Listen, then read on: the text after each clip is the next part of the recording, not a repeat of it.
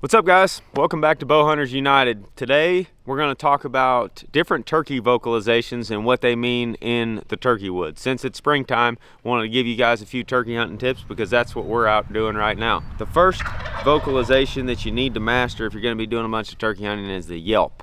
We actually called up two different hens this morning, and as you can tell from the footage, they're both using two different kinds of yelps, or they both have two different kinds of yelps.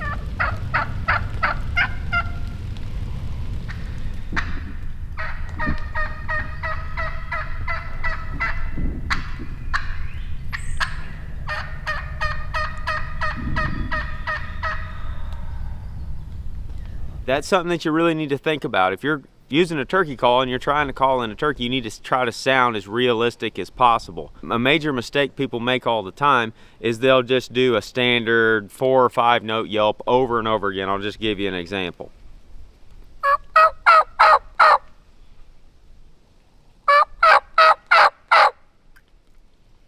That's not necessarily a realistic hen, especially if you're watching this footage right now of these actual live hens calling in the woods. It doesn't sound real.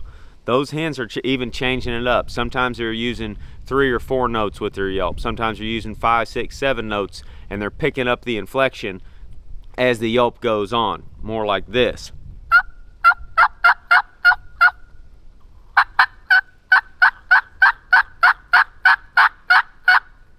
Notice how my cadence picked up there, my yelp shortened up a little bit, and there's 2 distinct tones in that yelp. There's the high end, and then when she's getting more excited, she's starting to drop into that back end rasp a little bit. The thing you need to focus on is watching those real turkeys and trying to mimic their cadence and rhythm when it comes to your yelping. Don't just do that same 4 or 5 note yelp over and over and over again, because that doesn't sound real.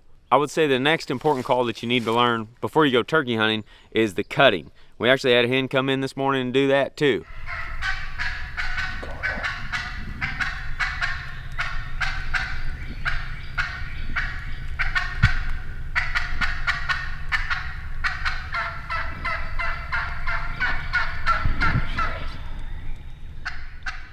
She was cutting and yelping. It's kind of a combination. She was just getting super excited, but you can hear how loud her cutting it is and how fast. It was like this. You really want to pop that call, whether you're using a mouth call or a friction call like a pot and peg or a box, doesn't matter. You're cutting and trying to sound really aggressive, and that sound can carry a long distance. And from a hunter's perspective, we get up on a high point like this when the wind lays down, we want to be able to call and reach a gobbler that's out there 600, 700, 800 yards away, especially when we're up running and gunning mid-morning, midday, and we're trying to strike a gobbler to go after. We want that sound to carry as far as possible.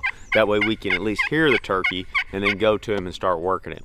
Turkeys also make a variety of other vocalizations. A lot of people try to learn the cluck and purr, the kiki run, tree yelps. The cluck and purr would be probably 3rd on my list of things that you need to learn, and it's mostly just soft talk, especially if you get right up underneath of a bird that's in the tree right up above you and you're not wanting to blow his hat off before he flies down. You want to just call real soft and subtle. I'll give you some examples of clucking and purring and tree yelping. These are good calls to use whenever you're in tight quarters and you're just needing a turkey to break 10 or 15 yards.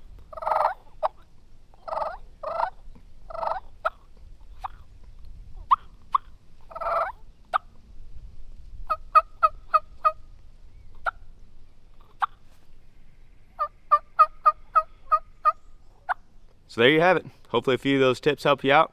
Get out in the spring woods and have a good time turkey hunting.